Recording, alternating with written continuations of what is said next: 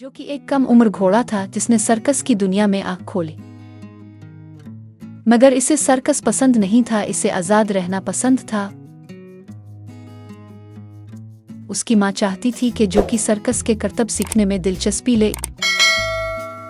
इसे डर था कि जोकी को नाकारा समझकर कंपनी वाले बीच न दें। सर्कस में पैदा होने वाले अक्सर जानवर फरोख्त कर दिया करते थे।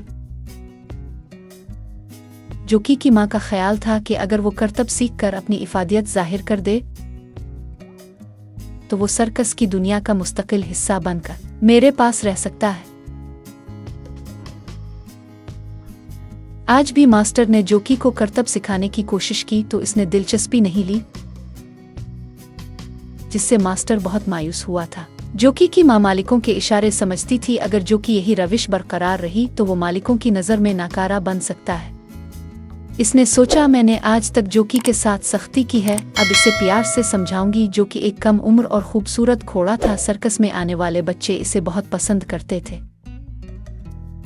वो जोकी को देखकर तालियां पीटते, शोर शराबा करते, नोट और सके फेंक कर अपनी खुश का इजहार करते थे। मगर मालिक इससे आगे चाहते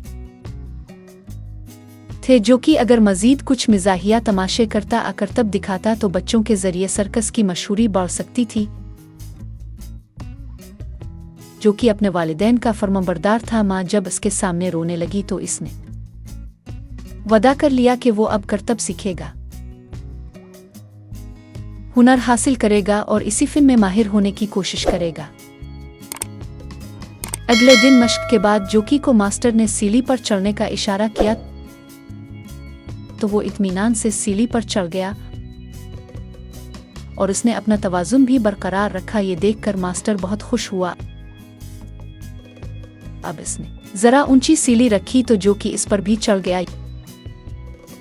ये देखकर मास्टर की खुशी की इंतहा न रही। जोकी ने कुछ ही दिनों में काफी करतब सीख लिए।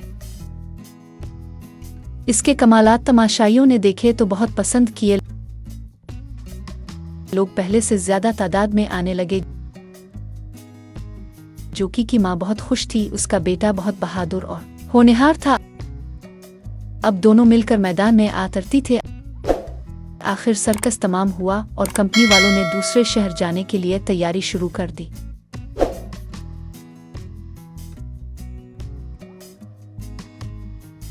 इस मर्तबा कंपनी ने जिस कस्बे में डेरा जमाया था, इसके नजदीक ही एक घना जंगल था। जोकी ने जंगल का सुना तो इसने जंगल की सैर की ठान ली। कंपनी वाले खेमे लगा रहे थे, सामान आदेर अलिफादेर कर रहे थे। जोकी ने मौका देखा और अस्तबल के अकबी रास्ते से निकला और जंगल की तरफ रवाना हो गया। बहुत देर चलने के बाद वो जंगल में दाखिल हो गया। जंगल का अलग ही नजारा था। जोकी तो जैसे पागल ही हो गया। अभी वो फितरत के नजारों से पूरी तरह लुत्फ अंदोज भी नहीं हुआ था कि इसे अपने नजदीक एक आहट महसूस हुई। इसने मुड़कर देखा तो दुहुल कर रह गया।